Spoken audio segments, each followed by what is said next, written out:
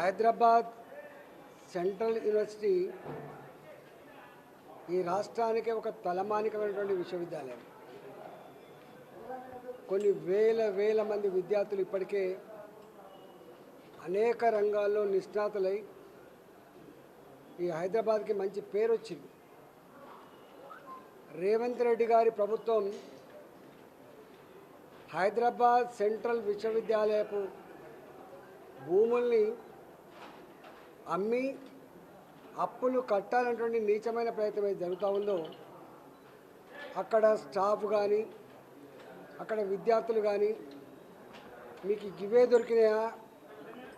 ఒకవైపేమో రోజుకు శ్మశాన వాటికలకు కూడా జాగాలు లేకపోతుంది, మరోవైపు కనీసం పార్కులకు జాగాలు లేకుండా కాంక్రీట్ జంగల్గా మారుతున్నటువంటి ఈ రోజులలో ఈ విశ్వవిద్యాలయ భూములను కూడా తెగనమ్ముకోవడం అనేటువంటిది ఇది ఏ సమాజం కూడా హర్షించదు.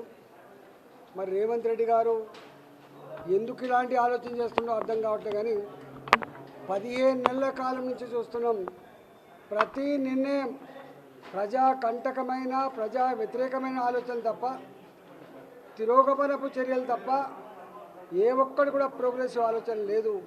నేను ఒకటే, నిన్న విశ్వవిద్యాలయపు విద్యార్థుల మీద జరిగిన దాడిని తీవ్రంగా ఖండిస్తున్నాం. ఇవాళ విద్యార్థులు కేవలం విద్యార్థులుగా ఉండరు, తప్పకుండా మేమందరం కూడా రేపు వారికి సంఘీభావం చెప్పడమే కాకుండా అవసరమైతే ప్రత్యక్ష చర్యకు పూనుకుంటామని చెప్పి ప్రభుత్వాన్ని హెచ్చరిస్తా ఉన్నా. విశ్వవిద్యాలయ భూములు అమ్మకూడదని చెప్పి నేను ఈ సందర్భంగా డిమాండ్ చేస్తున్నాను.